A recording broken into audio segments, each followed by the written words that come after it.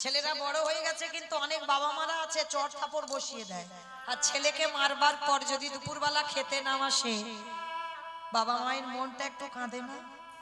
কেন বলতে গেলাম, কেন মারতে গেলাম, ছেলেটা দুপুরবেলা আসছে না, কি জানি কোথায় বসে আছে রাগ করে অভিমান করে। যে বাবা মা মারে সেই বাবা মা কষ্ট পায়। ছোটবেলায় ছেলেকে খুব মেরেছ আর মেরে আবার যে মা মারে সেই মা পিঠে তেল দেয়। তাহলে আপনাদের আমাদের যদি কষ্ট হয়, রাবণ বিভীষণকে লাথি মেরে বুকে কষ্ট পাইনি বাবা? সারা রাত ঘুমাতে পারেনি রাবণ, শুধু মনে মনে ভাবছে কখন সকাল হবে আর একবার ভাইয়ের সঙ্গে দেখা করে আসবো।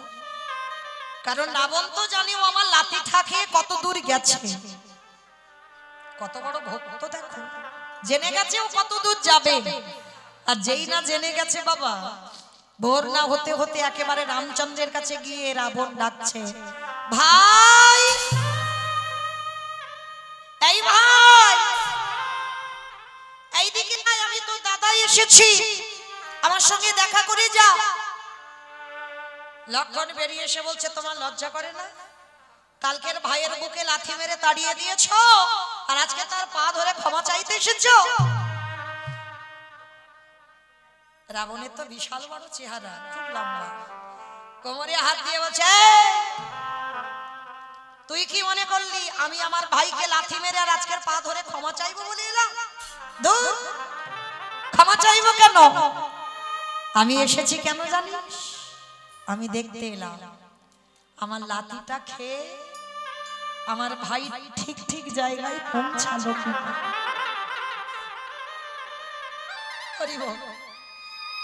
এইটা দেখবো বলে আমি ছুটে এসেছি। রাম এসে বলছে, রাবণ তুমি জানো তোমার ভাইকে মেরেছো, ওর বুকে কত ব্যথা লেগেছে? বলে, খুব জানি। জানবো না কেন? আমি লাথি মেরেছি, আমি জানি না কতটা লেগেছে? তুমি জানো লেগেছে, তবু লাথি মেরেছো? বলে, হ্যাঁ। রাম, এই জায়গাটা শুনবে শান্ত ভাবে। রাবণ বলছে, রাম, সবাই শুধু জগতে দেখলো আমি আমার ভাইকে লাথিটা মেরেছি, কিন্তু রাম রে,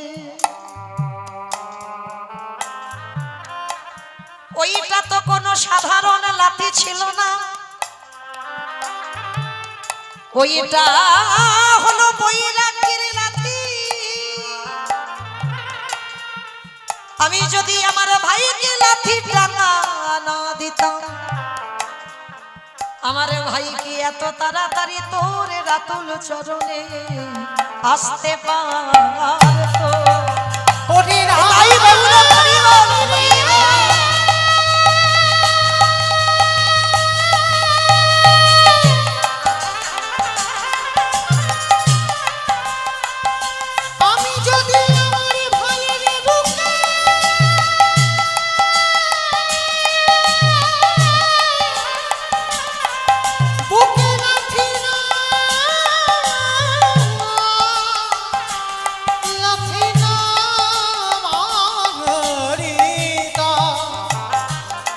তবে কি এত তাড়াতাড়ি আমার ভাই তোর চরণে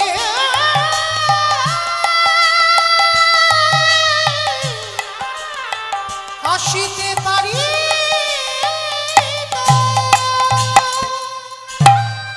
আমি লাথি দিলাম বলে তো চরণে এলো, নালে কি আসতো? রাম, আমার ভাইকে লাথিটা মেরে এই কলির মানুষদের একটা শিক্ষা দিয়ে দিলাম। কি শিক্ষা জানো? ওরে কলিরই জ্ঞানন্ধজি, তোদের সবাইকে একদিন লাথি ঝাঁটা খেতে হবে। ভালো করে আমার কথাগুলো মিলিয়ে নেবেন বাবা, বাস্তবে প্রত্যেকে লাথি ঝাঁটা খেতে হবে মা, সবাইকে মিলিয়ে নেন আমার কথাগুলো। যতদিন তুমি ব্যাগ ভর্তি বাজার করে দিতে পারবে, চাকরির পেনশনের টাকা তুমি দিতে পারবে, হাড় খাটুনি খেটে তুমি সংসারের যত্ন করে খাবার তুলে দিতে পারবে, এই সংসার তোমায় ভালোবাসবে, সংসার সংসার তোমার কদর যত্ন করবে, কিন্তু যেদিনে তোমার দুটো হাত বধির হয়ে যাবে, যেদিনে তুমি চোখে ভালো করে আর দেখতে পাবে না, যেদিনে তুমি কানে ভালো করে আর শুনতে পাবে না, যেদিনে তোমার এই 10টা ইন্দ্রিয় আর ভালো করে চলবে না, দন্ত পড়ে যাবে, কেশ পেকে যাবে, চামড়া আলগা হবে, কোমর পড়ে যাবে, যেদিন বিছানায় পায়খানা প্রস্রাব করবে, যাদের জন্য হাড় খাটুনি খেটে তুমি অর্থ রোজগার করে তুলে দিয়েছ, সেই সংসার যেদিন পায়খানা করে পড়ে থাকবে, একদিন ভালোবাসবে, দুদিন ভালোবাসবে, 15 দিন ভালোবাসবে, জোর 1 মাস ভালোবাসবে, তারপরে তোমার লাঠি ঝাঁটা দেবে। রাবণ বলল, কলির জ্ঞানন্ধজি, আমার ভাইকে লাঠি মারার পরে তবে লঙ্কা থেকে বেরিয়েছে, তাই তোদের সবার চরণ ধরে বলে যায়, শিশুকালে কৃষ্ণ ভজে কৃষ্ণ পাবার আসে, যৌবনেতে কৃষ্ণ ভজে আসে বানায় আসে, বৃদ্ধকালে কৃষ্ণ ভজে জমের তার আসে।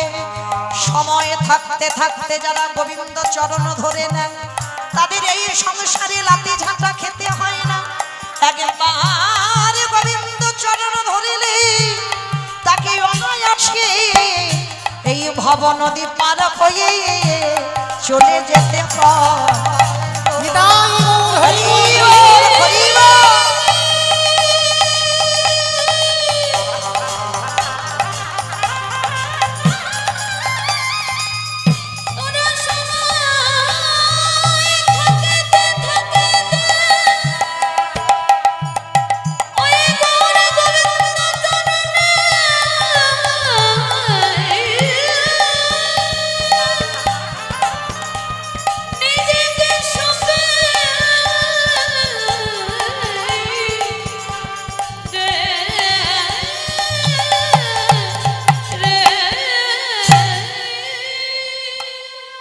চরণ ধরে বলে যাই, মা সংসারে সুখ পাবে না, সংসার শুধু দেবে কষ্ট, সংসার দেবে শুধু অশান্তি, সংসার দেবে শুধু জ্বালা যন্ত্রণা।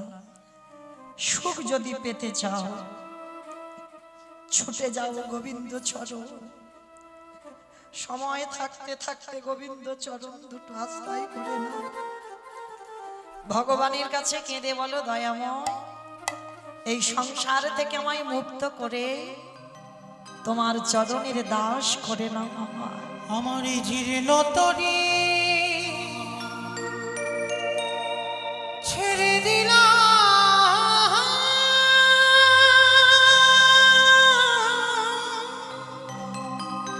তোমায় করে নাও প্রভু।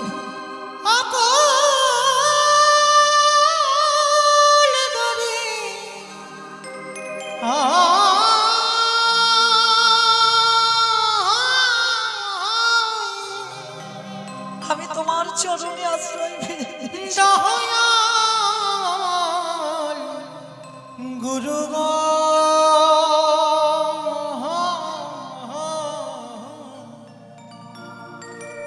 তুমি ছাইয়া দিও কিনারা,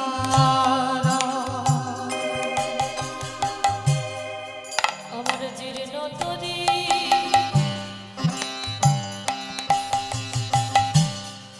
ছেড়ে